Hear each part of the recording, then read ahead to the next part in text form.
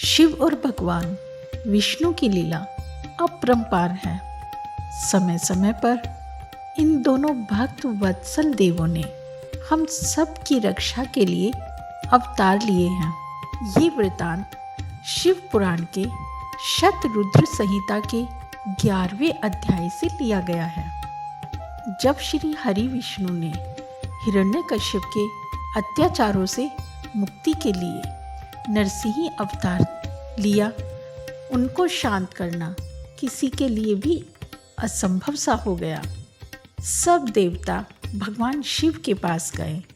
देवताओं की प्रार्थना सुनकर कल्याणकारी भगवान शिव ने उन्हें नरसिंह रूप का क्रोध शांत करने का आश्वासन देकर विदा कर दिया।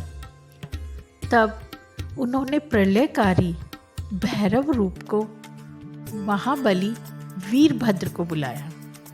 वीरभद्र को आदेश देते हुए शिवजी बोले, हे भैरव, नरसिंह के क्रोध की अग्नि को शांत कर देवताओं के भय को दूर कीजिए। यदि वे आपके समझाने से ना माने तो आप मेरे भाव भैरव का रूप दिखाकर उन्हें शांत करना। भगवान शिव की आज्ञा का पालन करते हुए भैरव तुरंत ही नरसिंह जी का क्रोध शांत करने के लिए चल पड़े। नरसिंह जी के पास पहुंचकर भैरव जी ने उन्हें नमन करने के उपरांत इस प्रकार कहा कि हे माधव, आपने इस संसार को सुखी करने हेतु ये अवतार धारण किया है। आपने पहले मछली का रूप रखकर अपनी पूंछ से नाव को बांधकर मनु जी को समुद्र में घुमाया था।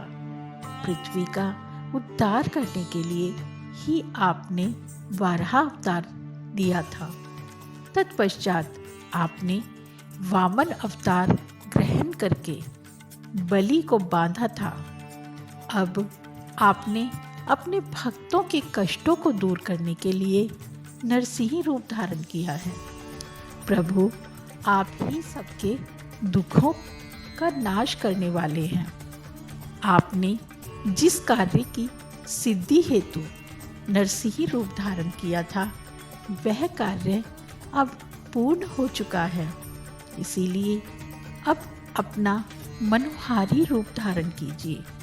वीरभद्र के इन वचनों को सुनकर नरसिंह जी के क्रोध की ज्वाला और भड़क उठी और वे बोले, तुम यहाँ से तुरंत चले जाओ, वरना मैं इस पूरे संसार का संहार कर दूंगा।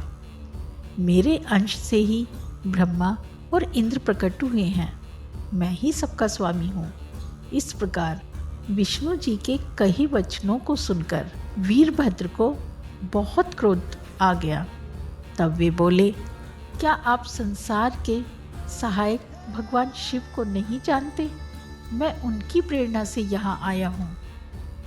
आप अहंकार का त्याग कीजिए, क्योंकि ना तो आप सृष्टि के सृजन करता हैं, ना पोषण करता और ना ही संहार करता। उन्हीं परमेश्वर शिव की कृपा से आप अनेक अवतार धारण करते हैं। आपके कर्म रूपधारी का सर भगवान शिव की अस्थि माला की शोभा बढ़ा रहा है। आपके पुत्र ब्रह्मा का 5वां सर भी मैंने काट लिया है। इस संसार में हर तरफ भगवान शिव की शक्तियाँ ही फैली हुई हैं। उन भक्त वत्सल भगवान शिव की ही शक्ति से आप मोहित हो रहे हैं। हे नरसिंह, आप तत्काल अपने सारे क्रोध और अहंकार को छोड़कर पुनः अपने शांत रूप में आ जाइए, अन्यथा शिव की आज्ञा से ही मैं यहाँ आया हूँ, जो आप पर भारी पड़ेगा, जिससे आप तत्काल मृत्यु को प्राप्त हो जाओगे। भैरव जी के वीरभद्र रूप के इन वचनों को सुनकर नरसिंह जी, जो कि पहले से ही क्रोध से भरे हुए थे, और अधिक क्रोधित होकर वीरभद्र झपट पड़े। वीरभद्र ने उन्हें अपनी भुजाओं में कस कर पकड़ लिया। वीरभद्र के इस प्रकार पकड़ने से नरसिंह जी अत्यंत व्याकुल हो उठे। तत्पश्चात वीरभद्र ने उन्हें इसी प्रकार कसकर पकड़े रखा और उन्हें लेकर उड़ गए। वे उन्हें उड़ाकर परम पावन शिव धाम ले गए और ले जाकर शिव जी के वाहन वृषभ के नीचे पटक दिया। इस प्रकार जोर से नीचे फेंक दिए जाने पर नरसिंह जी व्याकुल हो गए। ये देखकर सभी देवता और ऋषि मुनि देवातिदेव भगवान शिव की स्तुति करने लगे। भयभीत होकर नरसिंह अवतार त्रिलोकीनाथ भगवान शिव की स्तुति करने लगे। वे प्रभु के सामने नतमस्तक होकर खड़े हो गए। नरसिंह भगवान परमेश्वर शिव से परास्त हो गए।